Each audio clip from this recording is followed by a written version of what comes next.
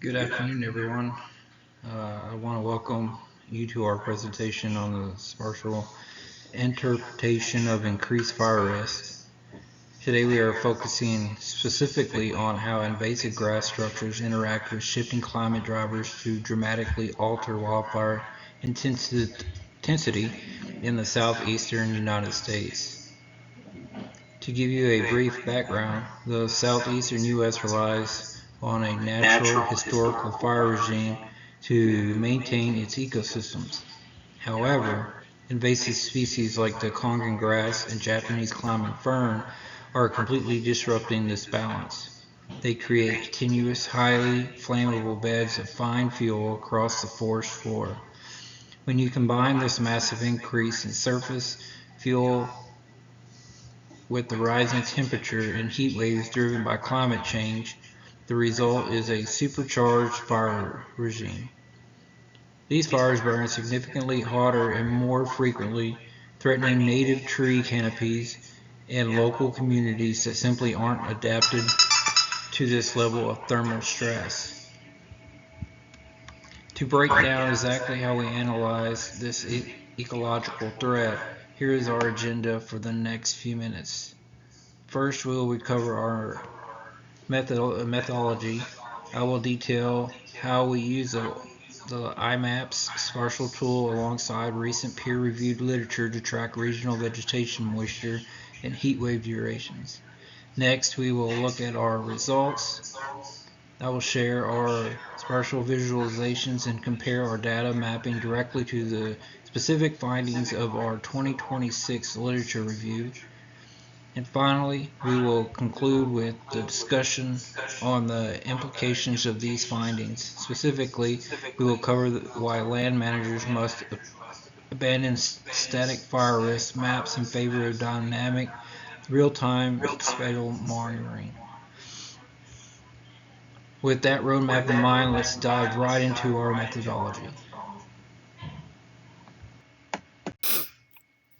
Hello everyone, my name is Matthew Dean. I'm going to be discussing the agricultural and forestry damage. For my section, I focused on agricultural and forestry damage, specifically on how invasive plants and invasive pests threaten timber production and native forest recovery. The two examples I used are the emerald ash borer and the conger grass. These two species show different types of damage, where emerald ash borer is an invasive insect that damages ash trees, while conger grass is an invasive grass that spreads across the forest floor and limits forest regeneration. Both are important to forestry because healthy forests depend on mature trees surviving and the successful growth of new trees. The main concern is that invasive species weaken forest health over time. When trees are damaged or killed, timber resources can decline. When invasive grasses crowd out the native vegetation, forest recovery becomes harder. Over time, this can make native forests less productive, more expensive to manage, and less resilient to the future disturbance. Okay, moving on to methods and literature review. For my methods, I used two different mapping tools in a short literature review. The two tools helped showed where the emerald ash borer and the conger grass are present, while the literature helped explain why these species matter and to the forest health and timber production. For emerald ash borer, I used a map from the USDA site. The main parameter I was focused on was the county level infestation data. This helped showed where the emerald ash borer has been documented and how its presence is moving across counties. For conger grass, I used the EDD map S map. I also focused on county level distribution because it made it easier to compare regional occurrence patterns across the southeast. I collected screenshots from both tools and used them as a visual evidence for my results. For literature review, I used two assigned scholarly sources. The first source was from Safian from 2025, which helped explain how non-native species invade and establish and spread. I use this source because it connects directly to why invasive plants and pests become difficult to control once they are established. The second source is Deshiga from 2024, focused on climate change and invasive weeds. I use this source because it helped connect invasive weed pressure and forest stress, biodiversity loss, and ecosystem recovery. Their overall approach was to compare pest driven tree damage with invasive grass impacts on regeneration. Okay, moving on to emerald ash borer. For the emerald ash borer, the USDA map shows infested counties in and near the southeastern United States. The main result is that the emerald ash borer is not just an isolated issue. Its distribution shows county level spread across the region, which matters because invasive pests can cross state and county boundaries. For the forestry concern is that the emerald ash borer damage ash trees beneath the bark. The larvae feed on inside the tree and interfere with the tree's ability to move water and nutrients over time. This can lead to tree decline and mortality. For timber and forest management perspectives, this matters because the tree loss can reduce timber value and change forest composition. Even if ash is not the only major timber species in every southeastern forest, losing a native tree species still affects forest structure, habitat quality, and then long-term resilience. This results connects to Safion's point that invasive species become more damaging once they establish and spread. The map supports the idea by showing that emerald ash borer has already moved across multiple counties, creating a border management problem rather than a single site issue. Now I'll be discussing Congergrass distribution. For Congergrass, the EDD map S shows that its distribution and widespread across much of the southeast. And this is one of the clearer results from the mapping tool because the map shows a strong concentration of records across southeastern states. Congergrass affects forests differently than emerald ash borer. Instead of damaging mature trees beneath the bark, the congrass spreads across the forest floor. It forms dense patches that can crowd out native vegetation. That matters because young trees need space, light, and resources to establish. When congergrass dominates the ground layer, tree seedling may struggle to survive. That slows forest recovery and can reduce future timber productivity. In other words, congergrass may not kill trees the same way emerald ash borer does, but can still weaken the next generation of forest. This result connects closely with Deshika's article, who explained that invasive weeds can become bigger concern under changing climate conditions. If climate stresses make native ecosystems more vulnerable, invasive plants like congergrass may become harder to manage and more damaging over time.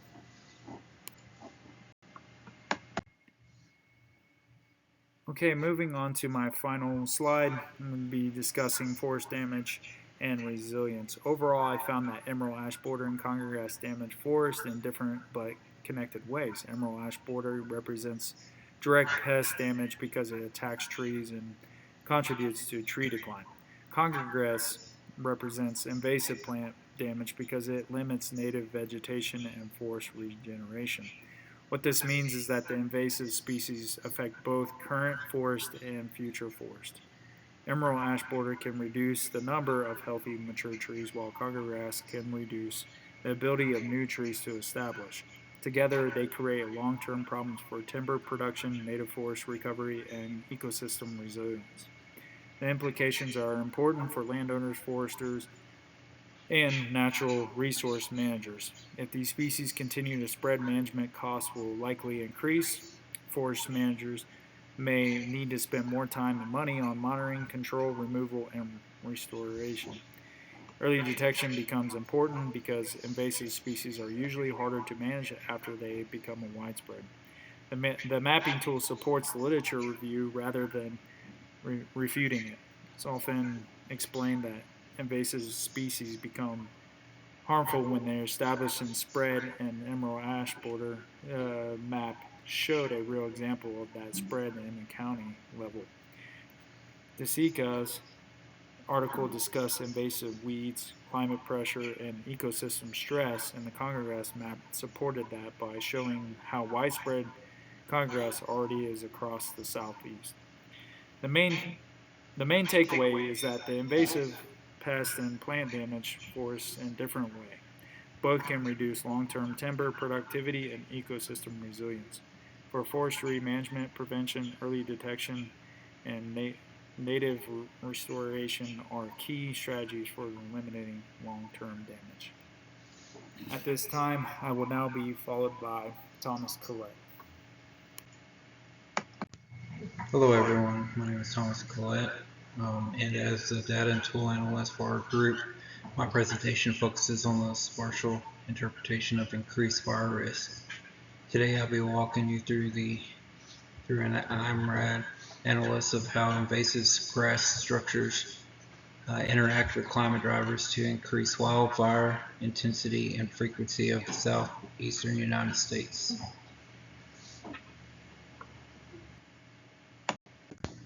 For our background, it is important to understand that the southeastern U.S. is an ecosystem that relies on a natural historical fire regime. However, what is known in current ecology is that invasive species like Coggan grass and Japanese climbing fern are completely altering this balance. They create continuous, highly flammable beds and fine fuel. The importance of this topic cannot be overstated. This ecological shift increases both the heat and the frequency of wildfires threatening native canopies that cannot survive these supercharged fires. My particular project focuses on taking raw environmental data sets and interpreting them spatially to map these increased thermal risks.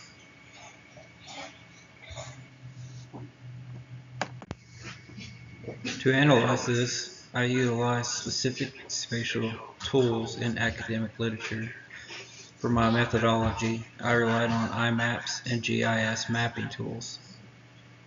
The specific parameters I collected and analyzed included the Normalized Difference Moisture Index, the NDMI, to track vegetation dryness, and the Heat Wave Duration Index, the HWDI.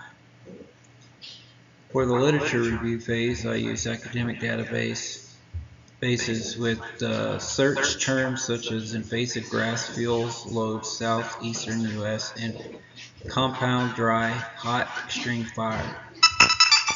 To ensure data integrity, I strictly filtered for peer-reviewed primary scientific research published within the last 5 years to guarantee the data was current to our changing climate.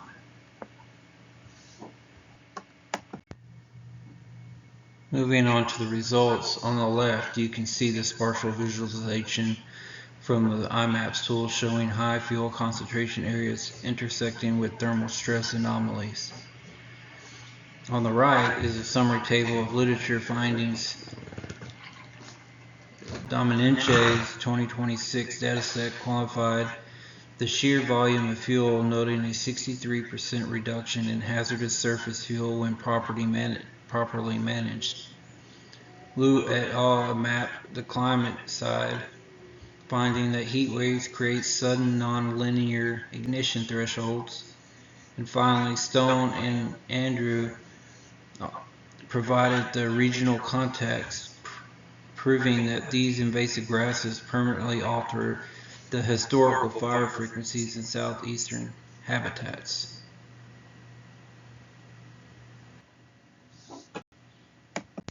So what does this mean exactly? Well, the findings indicate that the convergence of massive invasive fuel loads and severe thermal stress creates an exponential rather than gradual fire risk. The implication of environmental managers is that static fire arrest maps are obsolete. We must move to dynamic spatio-temporal monitoring. When comparing my tool outputs to the literature review, the spatial mapping directly supports the academic research. The IMAPS visualizations confirm the literature's prediction. Ignition probabilities cluster tightly around specific low moisture thresholds. The tool proves exactly what the literature warned us about. Now I want to thank you, and I will pass this on to Isaac. Hello, class. My name is Issac Butts, and I'll be taking over for my group's regional analysis. My section specifically focuses on ecological degradation and biodiversity loss. And my goal here is to move past the main approach of looking at just one isolated weed or pest, and instead we are evaluating the ultimate multi-layered pressures that flora and fauna place on the southeast environments, specifically Florida. And I used IMAP invasives to map out the biological pressures that are physically manifest across the landscape. And so we can see, ecosystems collapse is a multi-layered process where it's just microscopic and macroscopic, and how faunal drivers work in tandem. And the map to the right shows continuous presence of different fauna, so hydrilla and the other word I cannot pronounce, but there are both invasive species that are taking over the southeast Florida. One of the main reasons we picked Florida because it has a high human connectivity and tropical climate, and it basically acts as like a testing ground for invasion syndromes. And as a climate-driven ecosystem changes, these invasive species, they steadily march north into the rest of the area, especially the southeastern area where it's more focused. And then when we look at what Kendig in their studies showed, they have a horizon scanning methodology, and tools like IMAP invasives, in which we have used and shown, we can combine that with early detection and rapid response buffer zones, and both of those allow us to draw a geographic line in the sand flagging high-risk climate-matched species the moment a single presence record is uploaded to the registry. So this slide shows more of a technical and invisible side of ecosystem degradation, and the research done by Fahey and Flory 2022 reveals that invasive plants don't just win by growing faster, they physically alter the soil chemistry beneath them. And through microbial conditioning, certain invaders suppress the native fungi in the soil. And then when we look at IMAP invasives, we could track active, treatment polygons. That's one of the nice things about that app, where agencies have sprayed or mechanically removed invasive flora. And however, the data often shows a lack of native regeneration in these areas. And they explain this in their study. It's called ghost degradation. The soil microbiology remains compromised long after the weed is dead. Therefore, we must use the app, that IMAP invasives, not just to track weed eradication, but to plan a long-term soil microbial restoration. Finally, we have to look at how these impacts compound on a macroscopic scale.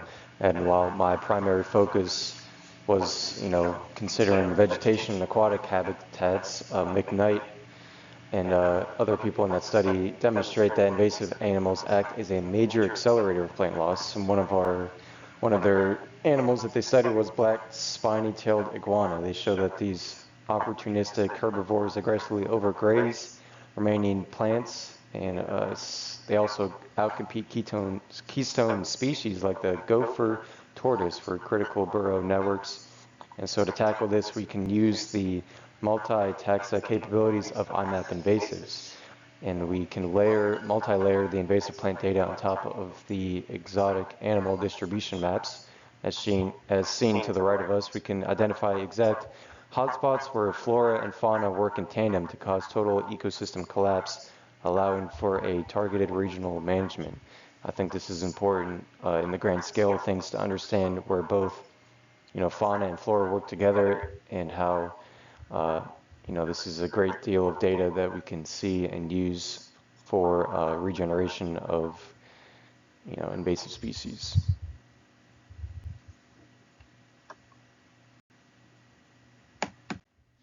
Hello class, and thank you, Isaac. This is Morgan, and for my section of the project, I focused on the economic impact invasive aquatic plants have on waterways and recreation throughout the southeastern United States.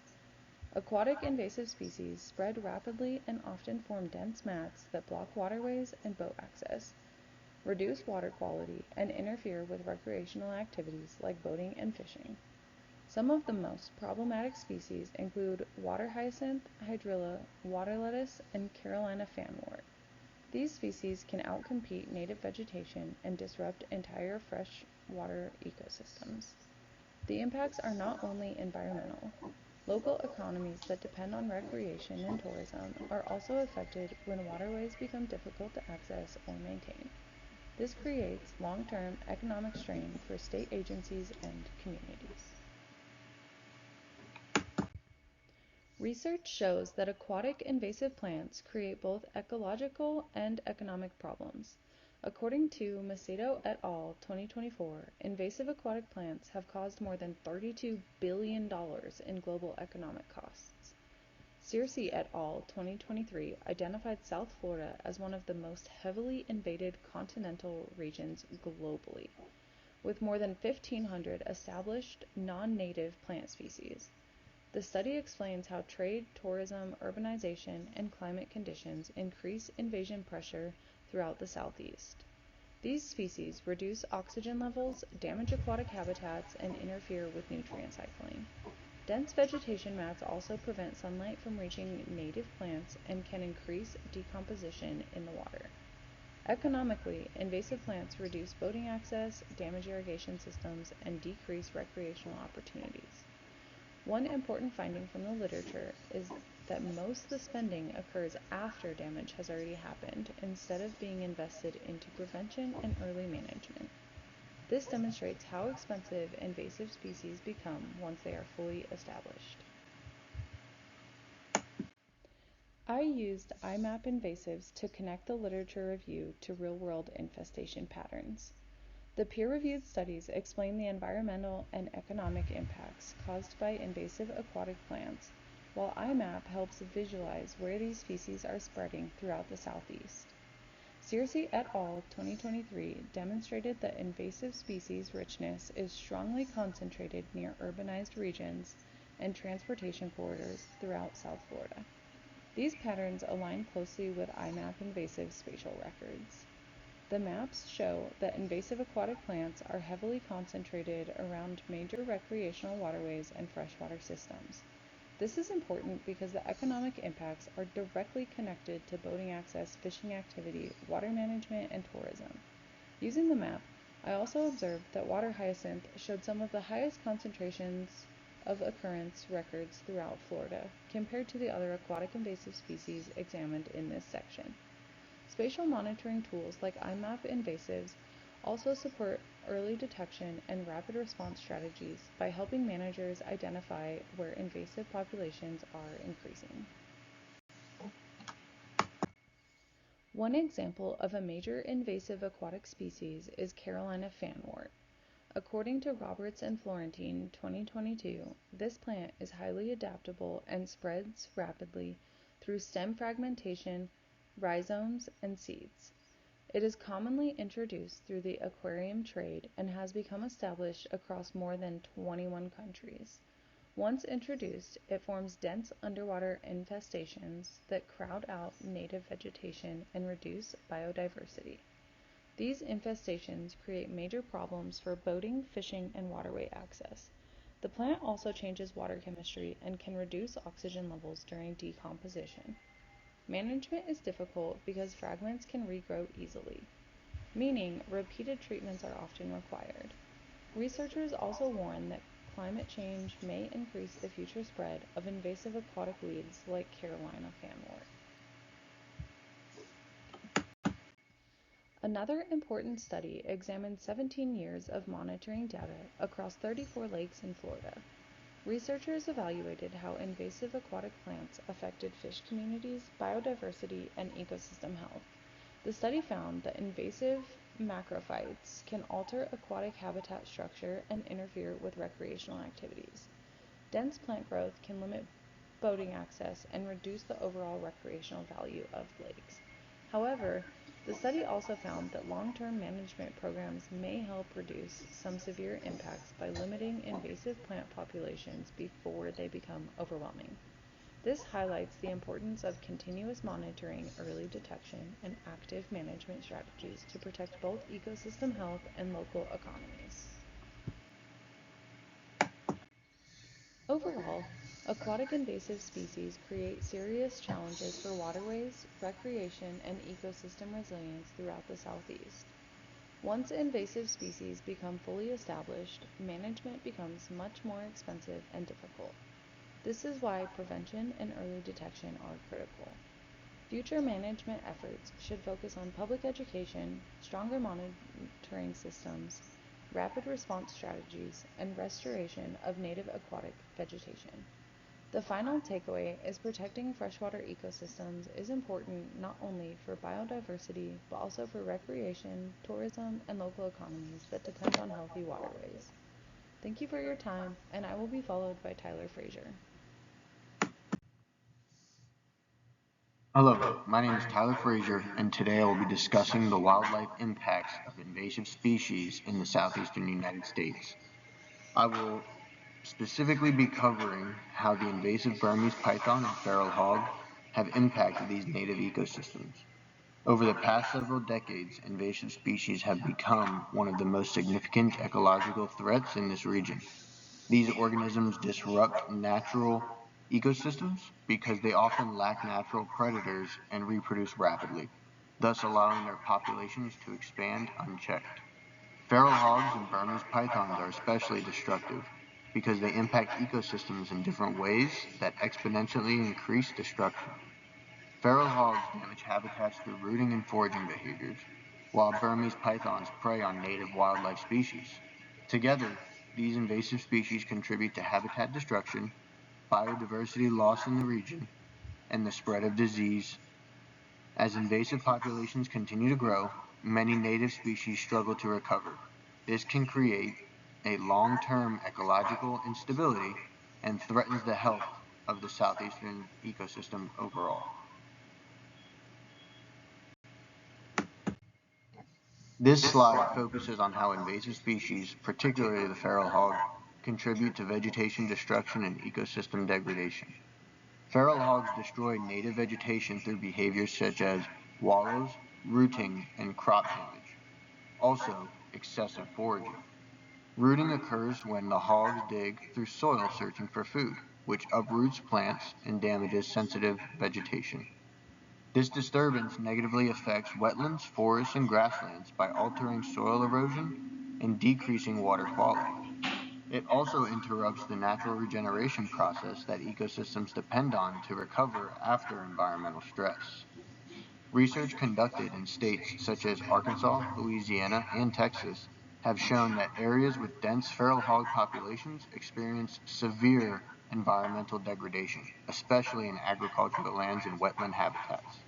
The destruction of vegetation also impacts wildlife species that depend on those habitats for food, shelter, and reproduction protection. As habitat quality declines, biodiversity and ecosystem productivity declines as well.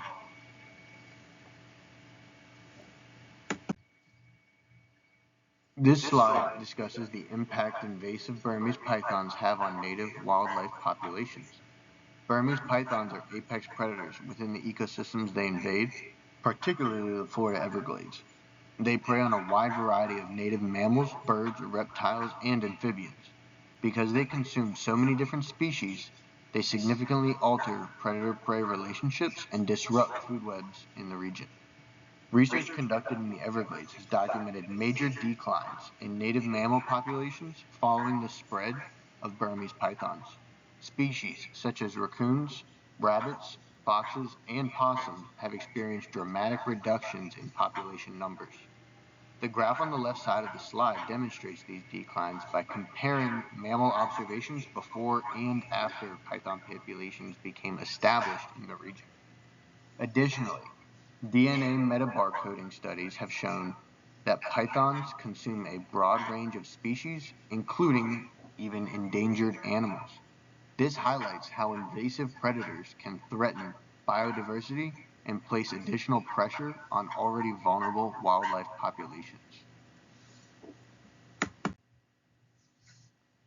This slide examines how invasive snake species contribute to the spread of snake fungal disease and negatively impact the native snake population. Snake fungal disease, otherwise known as Ophidamyces ophidicula, is a serious wildlife disease caused by fungal pathogens that infect the snake and the tissues of the snake. Infected snakes may experience lesions, swelling, abnormal shedding, and difficulty hunting. All of this leads to the native snake's decreased chance of being able to survive to adulthood. As invasive snake populations increase, the interactions between invasive and native species also increase. This raises the likelihood of disease transmission across species and habitats. Invasive snakes may act as carriers or stress ecosystems in ways that make native snakes more vulnerable to infection. The spread of snake fungal disease is concerning because native snake species already face pressures from habitat loss, pollution, and climate change. Increased disease transmission could accelerate population decline and reduce ecosystem stability, since snakes play an important role in controlling prey populations and maintaining ecological balance. Overall, this shows that invasive species not only impact ecosystems through predation and habitat destruction, but also a lesser known area, the spread of disease.